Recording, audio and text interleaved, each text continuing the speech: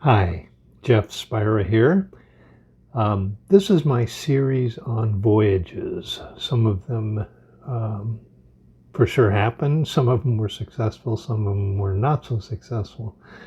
And some of them may or may not have happened. I don't know.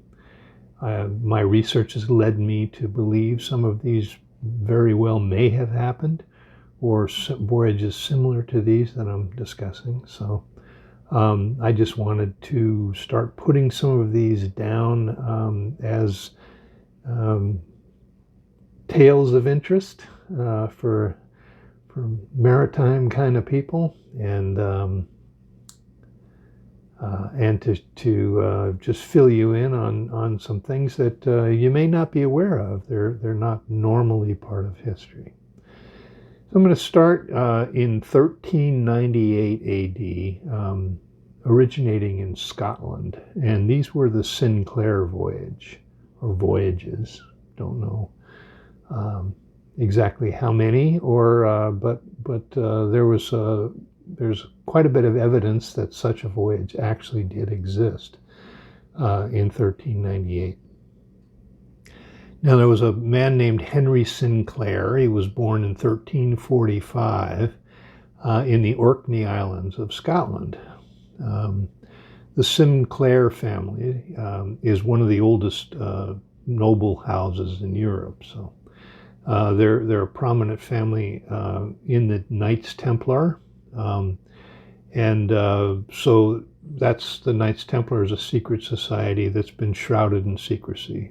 Some say, the Holy Grail is attributable to this group, and some say they're descended from Mary Magdalene, who was, a potential companion of Jesus, who was supposedly spirited away to France after Jesus passed away or was killed. And in continental Europe, the family name is St. Clair.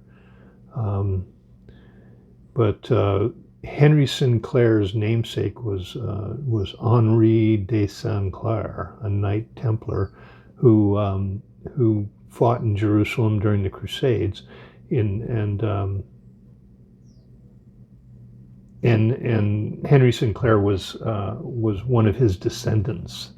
So, and anyway, so they one of the famous Holy Grail seekers named Trevor Ravenscott, after a 20-year search for the Holy Grail, concluded that in 1962 it was inside the Prentice Pillar of the Chapel of Rosalind. And the current Lord of Rosalind refuses any attempt to have the pillar x-rayed to see if the Grail is within it. So just to show you how connected they are with that whole interesting bit of history. But anyway, Henry Sinclair, who was born in the 1318s, his father died when he was 13, fighting the Lithuanians in Prussia.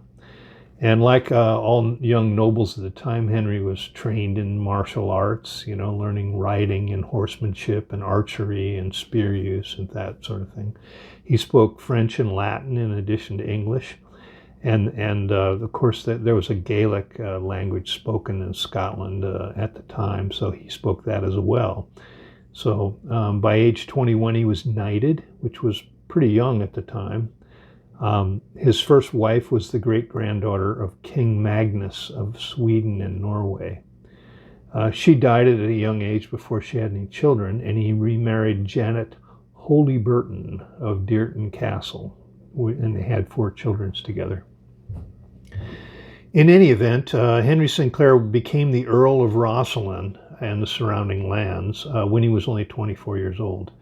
And this is around the Edinburgh, Scotland area. It's on the North Sea. So he also became Prince of Orkney and the Duke of Oldenburg and the Premier Earl of Norway. So the royal families back then were quite interconnected. So they were somewhat confusing how everybody married everyone else, and So Sinclair, when he was acting as Earl of Rosalind, he was acting in behalf of the kings of England and Scotland. And while as a Prince of Orkneys, he acted on behalf of the King of Norway, and as Duke of Oldenburg, he was a vassal of the King of Denmark. So, all these countries were well interconnected at those times. Much of these associations came through his marriage to Scandinavian royalty. So his overall territory that he handled as Earl of Rosalind encompassed much of the maritime areas of the north part of Scotland. And it included a lot of islands surrounded by the North Sea there. And so he had a strong interest in things nautical. I mean, because it was a really important part of the productivity and security of the lands that he ran. So by 1390, he had 13 ships, and these were typically based on the Viking style vessels. Two were undecked Mediterranean-type galleys, and he had a decked Viking longship and 10 sailing barks, which were Viking-ish vessels. And they patrolled the straits and channels around the islands in groups where the smugglers and pirates came to hide. These days, that area is there's a lot of single malt Scotch places on the islands. Anyway, his barks were intended for deep sea patrolling the coastal areas of his territory. Part of north of Scotland, there's a series of islands called the Faroe Islands, which were part of his. He was visiting them, and he heard of a shipwreck. And at that time, shipwrecks were pretty important events because the cargo and the survivors became the property of the nobleman in charge. So he arrived at the scene, and he discovered it was a Venetian galley had crashed there, I guess. And so he took charge of the cargo and the survivors. At the time, the Venetians were very, very capable sailors. They had very nice galley ships, and Venetian goods and artwork were some of the finest. So, Sinclair was really pleased at his luck. The captain of the ship was none other than Niccolo Xeno, who was the brother of Carlo Xeno. And at the time, Carlo Xeno was a famous military commander, and he was known as the Lion of Venice. So he had kind of pioneered the use of cannon aboard ships. Venetian cannons at the time were welded steel affairs. They had rings welded around them.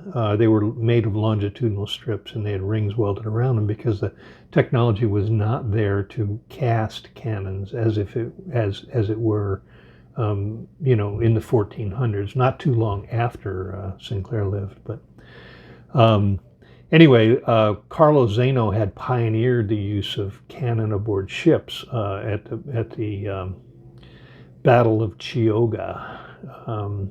So the Xeno family was from Genoa, which is really the birthplace of Christopher Columbus. So they were the Venetians at the time that were the best sailors and that sort of thing. So anyway, Sinclair found these uniquely styled Venetian cannons aboard, and they were again welded together of longitudinal strips and then forged together, and then rings were bent and welded around them. That made them light enough for shipboard use, because the older construction methods for cannons were way too heavy to be used on ships. They were only used as siege weapons against castles and stuff on land. So, but the Venetian cannons of the 1300s were the best ones available. And then eventually they discovered a method of casting thinner wall cannon barrels so that they could use them on ships. So the Venetian style cannon kind of went out of use, and in the 1400s and was replaced by the more traditional cast cannon. So anyway, the cannon on Xeno's ship was a little bit unique because it had it was on a pivoting mount. And later use of cannons, and you've probably seen them on movies and such like that, is that they were behind doors in the the main body of the ship, and the ship would turn sideways and shoot its cannon outdoors, like the Pirates of the Caribbean style cannons. But the one on the galleons at the time could pivot around so that there's an example of one here that has a single cannon on it, and the cannon could turn, and which was a very unusual mount at the time, because again they were used to being on fixed mounts, or at least naval carriages after that. And this allowed it to point and shoot, and that's not really a technology that was around again until the American Civil War, when the Monitor and the Merrimack. The Monitor had a cannon in a rotary mount, so that it could pivot back and forth and aim in different directions, while not necessarily just sideways from the ship. It could be pointed forward, so the ship could mount that sort of method. And that was what Xeno's ship had at the time. And Sinclair thought that was fascinating thing. It was really interesting. He had actually captured one of the most knowledgeable sailors in the world, and the most advanced naval firepower at the time, in one accidental event, in the corner of his land. So Sinclair befriended Niccolò Xeno and offered him refuge in exchange for teaching him the ways of the sea and their navigation techniques and the latest naval tactics that he was able to find. So Niccolò wrote home to his brother Antonio Xeno to join him, because Sinclair had in mind making an interesting trip. So it's very likely that Sinclair knew of the Viking passages across the Atlantic. I mean, he was he had Viking ships, and he was related to the royalty of Norway and Sweden, and so he must have heard of Vikings making the voyage across the North Atlantic. So he was a Duke of Denmark too. So I mean, he controlled lands widely separated by sea. So he must have assumed that Markland and Vinland from the Viking sagas, and the many Norse sea captains that visited and traded throughout his country.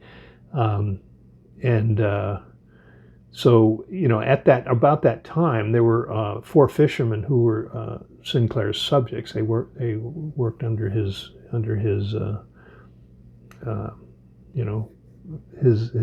he was under his control, I guess. They returned to the Faroes after having been gone 20 years, and they told a story of being blown out to the sea in a wild storm and coming to land far to the west as from where they were, they had explored. They eventually made their way back by catching a ride with fishermen, first to Iceland, then to the Faroes. And Sinclair interviewed these men as well upon their arrival home, and learned all he could about the lands far away to the west.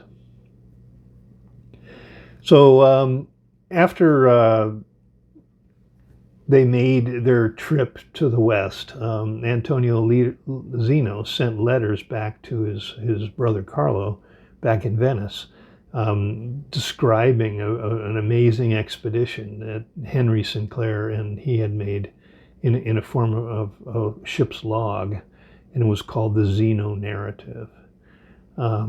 So according to these documents, Sinclair set out in 1398, along with the brothers Xeno, to visit the lands where the fishermen had talked about and survived from. They took 13 ships and somewhere between 200 and 300 men, supposedly, including many soldiers. So they first sailed to the Orkneys, which is fairly near to the Scotland, to the Faroe Islands, which are the Sheep Islands, and they were known to Scotland as well. And then onward to Iceland, which was known by the Vikings of the era as well. So, and they pressed west, and they arrived supposedly to the coast of Greenland, and turned south and eventually sailed to Newfoundland. It was said that they were driven away by natives. They dropped anchor in the early summer of 1398 in Cheedabucco Bay, or Guysborough Harbor in Nova Scotia. And there's a monument there that commemorates their arrival at the time. So now they saw smoke rising in the distance, so Sinclair sent out a group of soldiers to discover the source of the fire, in a ship. So when they returned, they reported the smoke came from natural causes. And they discovered a kind of spring with pitch rising from the earth. This was a pitch well, I don't know, it's an oil well, I guess, with pitch spilling out into the sea. And Sinclair took this as an omen of good luck, because in his hometown in Scotland, there's a similar tar pit there where black pitch is plentiful, and it was used as medicine, against the Black Death. At the time, Europe had quite a few, had several major exposures to the bubonic plague, and many people had died. Nearly half the population in Europe died in those things. So Sinclair and his family had been spared by the plague, and they thought it was it was probably a genetic disposition, because the family's immune system was better than the neighbors, but they attributed it to the pitch that's found in his hometown. So they thought that coming to the Newfoundland coast and discovering it's really the only pitch well that's accessible to the ocean in the eastern part of the North American continent, thought it was a great sign. So. And the soldiers reported seeing people, and they were probably the Micmac Indians, and they were small in stature, and they lived in caves, and they were reported to be timid, which they probably were. So they befriended him, and they called themselves the Micmacs, and he persuaded them to act as guides and help them explore the surroundings there. So the Indians complied and took Sinclair and his men across the Annapolis Basin to what is now Liverpool in Canada. There, it was a pretty normal canoe route for the Micmacs.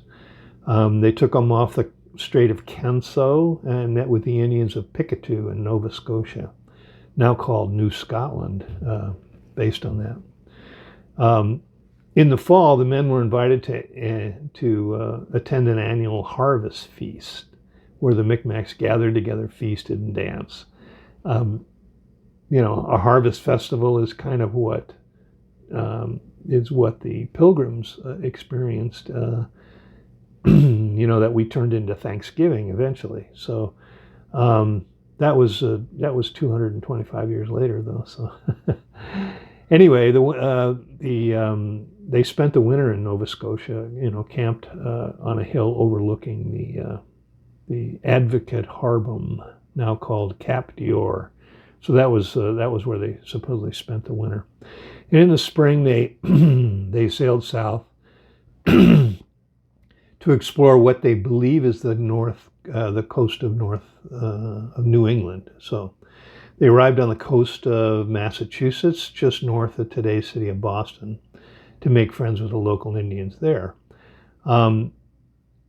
At this time, a loyal attendant and friend of Sinclair's named Sir James Gunn, who was a knight, he passed away, he died, and he was buried, and they had a stone marker carved to commemorate his loss.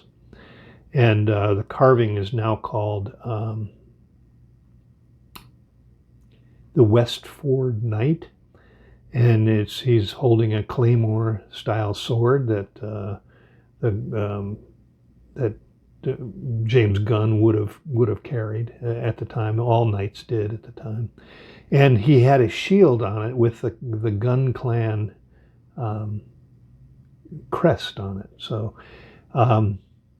anyway, so they again headed south and arrived at Narragansett Bay in Rhode Island, where they erected one of the most compelling pieces of evidence in the journey, at least the theory is, called the Newport Tower. It's a kind of an unusual round stone building. It's considered to be the oldest structure in North America. It stands today still. Sinclair's met with and traded with befriended the local Indian population. I'm going to get into this Sinclair Tower a little bit more. So after we get into looking at some of the evidence and what makes me think that it was probably part of this journey. So, or what other people have brought up that point. So they had a several-year-long journey, and they returned to Scotland by reversing their course. And so the first group returned directly from Nova Scotia, and the second group returned after exploring New England and erecting the tower. So the evidence here is in some very compelling bits and pieces that have survived 6 centuries since the voyage was made. The most important piece of evidence is the Xeno Narratives, which were assembled and published by Niccolò Zeno, the great-great-grandson of Antonio Zeno, and one of the 2 Zeno brothers who made the trip. The letters came into possession of Niccolò when his father died, and he inherited them as family heirlooms. After Niccolò read the letters, he was shocked at the story because it was in direct conflict with what he'd been grown up with and taught, and so he decided to publish these documents. Now, some people say they're fake, some people say who knows. But they're actually documents that were published. So letters tell about how his great-great-grandfather Antonio had been in Scotland and how he'd met Sinclair and later came to work for him. They tell about the journey, but most interestingly, they have a complete map charted of the islands in the Western Sea, and it's called the Xeno Map. And it has a depiction of North America and the surrounding lands, and was used as a source of other maps of the area. So the Xeno Map's been the subject of a lot of controversy. Some insist it's a forgery, a copier of an earlier map of Iceland and the surrounding lands. And earlier maps of Iceland have similar flaws. The Xeno Map is dated before a similar Iceland map, but they thought maybe the Xeno Map was backdated to create an elaborate fictional story. This use of only this map, though, kind of ignores some of the other important bits and pieces of the evidence. The spring pitch, for instance, is annotated on the Xeno Map, but not on the Icelandic map. So the pitch well, or whatever you call it, spring, is actually listed on this map. And none of the northern coast of North America had been explored when these maps were drawn. So there's really only 4 pitch springs in Canada and only 1 close to the seacoast. And it was fairly accurately depicted on the coast of Zeno's map. So another fascinating artifact from the Sinclair expedition is the stone marker incised into the rock face of Prospect Hill. This is known as the Westford Knight carving. It's created using a Scottish-style carving by punching a series of holes with a mallet and a punch. So it's kind of like a dot matrix sort of thing. And it was used throughout Scotland in the era when Sinclair lived. That method of carving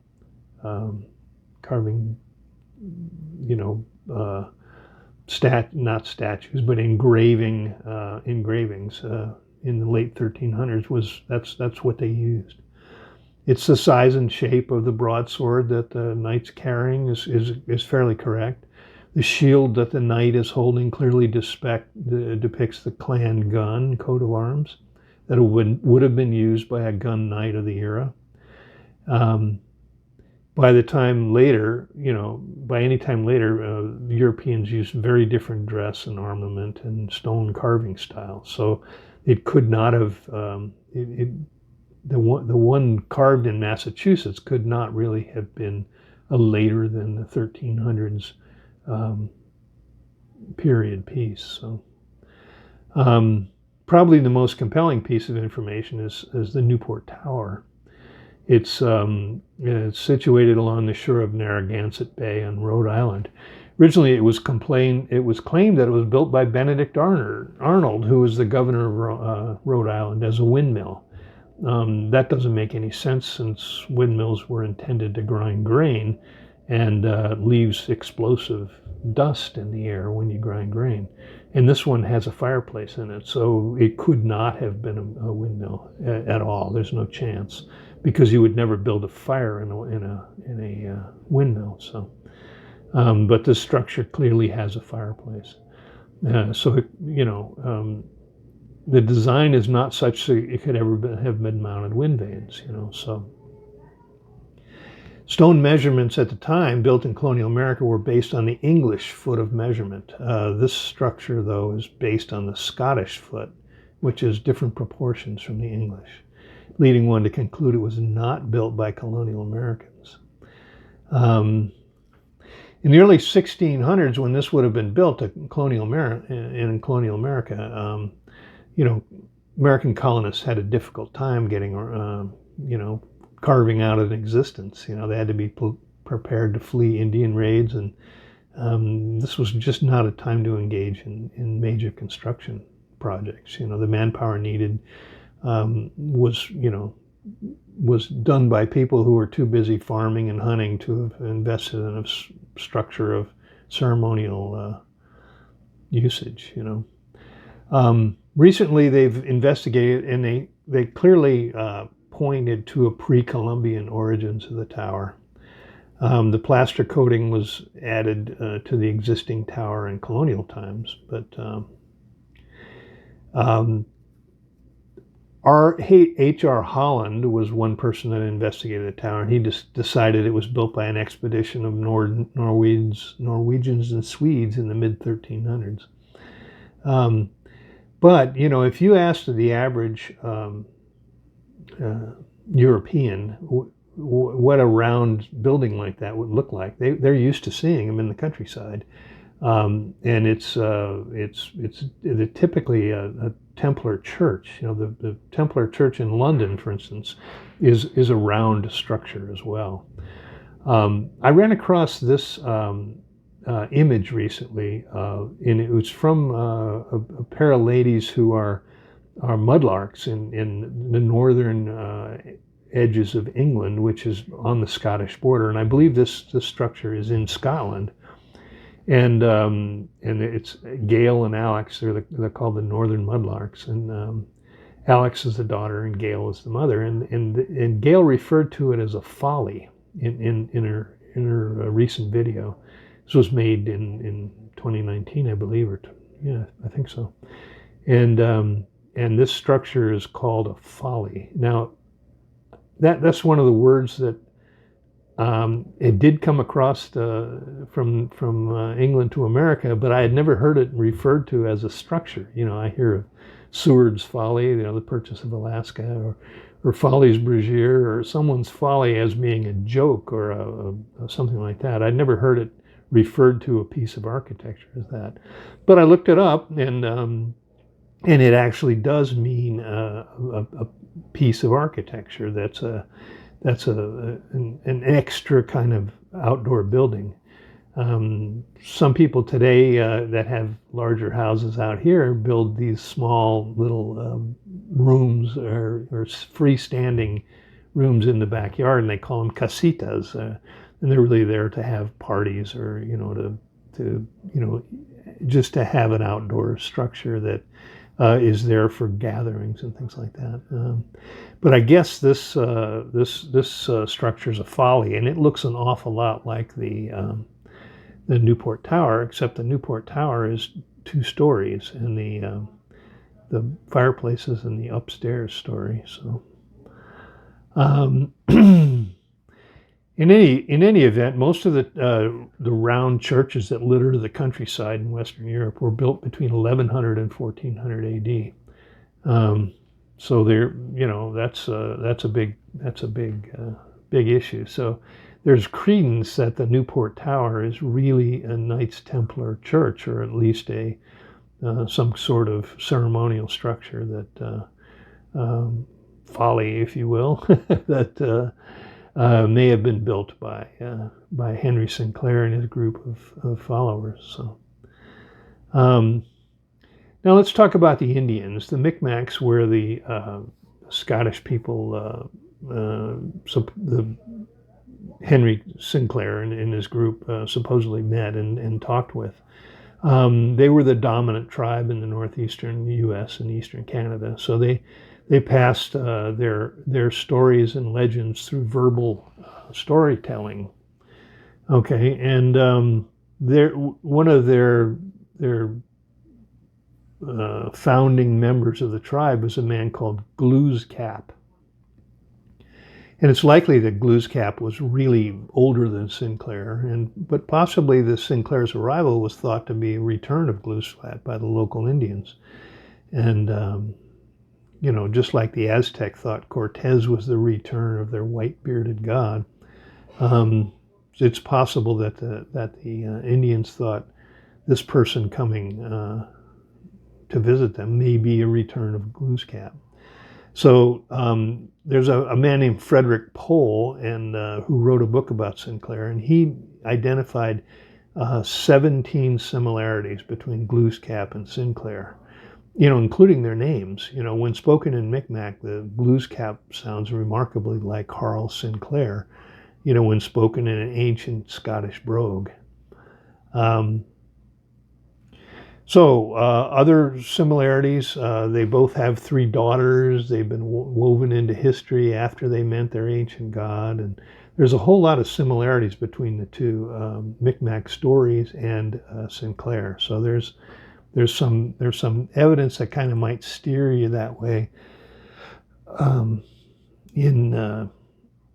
If you were actually paying attention to the Micmac stories and the Sinclair stories, so they overlay pretty well. So in about 1849, a cannon barrel was found in Nova Scotia, and it was supposedly there was an earlier one that had been found before, and it was nearly in the same location, but it had been broken up. But this was a welded steel cannon, made in sections by longitudinally welding steel bars and reinforcing with rings, welded on the outside.